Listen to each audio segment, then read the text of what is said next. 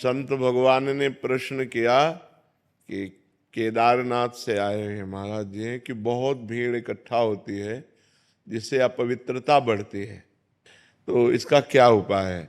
तो पहली बात तो हम धन्यवाद देते हैं कलयुग को कि इस कलिकाल में लोग वृंदावन धाम, केदारनाथ, बद्रीनाथ कहीं भी जाना चाहते हैं। ये बड़े सौभाग्य का विषय है, जाना चाहिए, क्योंकि भगवान के ये परम प्रिय मंगलमय स्थानों में जाने से हमारी अपवित्रता नष्ट होती है, हमारे हृदय में पवित्र ज्ञान होता है, भक्त और भगवान के प्रति श्रद्धा प्रकट होती। जाना चाहिए, पर कैसे जाना चाहिए, बात यह है।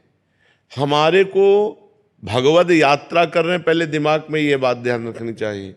कोई भी संसारिकता, जैसे पति पत्नी के संबंध है, गर्लफ्रेंड बॉयफ्रेंड, पिकनिक मनाना या इधर उधर इंद्रियों का दुलार करना, ये बात नहीं होगी। इससे घोर पाप की प्राप्ति होगी। जैसे आप यहाँ कोई संसार में पाप हो जाए और आप वृंदावन धाम आए, केदारनाथ गए, बद्रीनाथ गए, तो आपके पाप नष्ट हो जाएंगे, क्योंकि परम पवित्र स्थान में ऐसी क्षमता है। लेकिन वहाँ पाप कर लिए आप, तो अब त्रिभुवन में कहाँ जाओगे। जहाँ आपको निष्पाप होने का स्थान भगवान ने बनाया है, यहाँ जब तप करोगे, व्रत उपवास करोगे तो तुम्हारा मंगल होगा।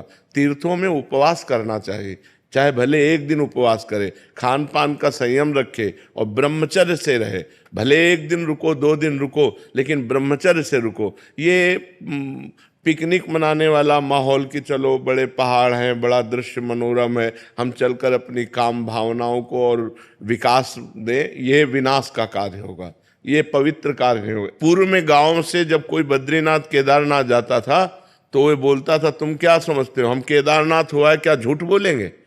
मतलब वो इस बात को साक्षी देते थे कि हम झूठ भी नहीं बोल सकते, क्योंकि हम केदारनाथ हुआ है, हम बद्रीनाथ हुआ है, हम भगवान के दर्शन करके आ गए, तो अब हम झूठ भी नहीं बोल सकते। और आजकल लोग गाड़ियों में जाते हैं, होटल बुक करते हैं और गंदी बातें करते हैं, सो ठीक नहीं है।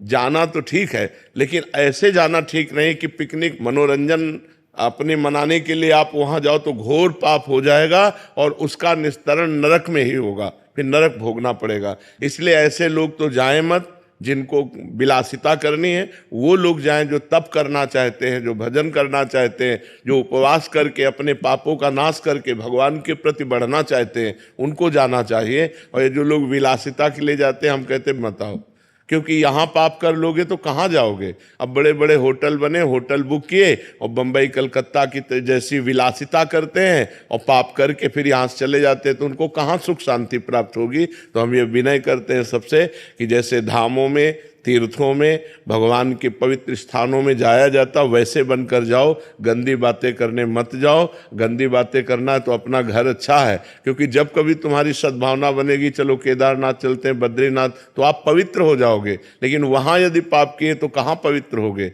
दुनिया में कौन सा स्थान है जो इन पवित्र स्थानों में, भगवत धामों में पाप करने के बाद आप पवित्र हो सको। इसलिए ये भीड़ तो हम प्रणाम करते हैं, कम से कम कलयुग में लोग संतों के प्रति या भगवान के, नहीं तो कहा गया मंदिर सूने सूने होंगे, भरी रहेंगी मधुशाला।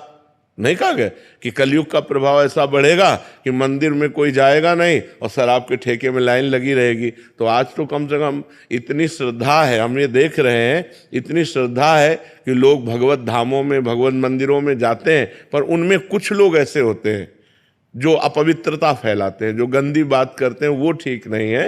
मगर धामों में तो अवश्य जाना चाहिए। भगवान ने कृपा करके अपने धाम को, जैसे बद्रीनारायण विशाल भगवान विराजमान है, जैसे केदारनाथ भगवान, काशी विश्वनाथ, 12 ज्योतिर्लिंग पूरे, भगवत धाम अयोध्या, भगवत धाम वृंदावन, ये सब इसीलिए प्रकाशित है कि जीव से भूल हो जाए, पाप बन जाए, गलती बन जाए, तो इन धामों में, तीर्थों में आने मात्र से, उपवास नाम जप आदि करने मात्र से वो पूर्ण निष्पाप हो जाता है। महाराज जी, कुछ लोग आते हैं कि जो पुण्य कार्य करते हैं, यहाँ भंडारा आदि या शबील आदि लगा ली, जिससे महाराज जी फिर उसके बाद कब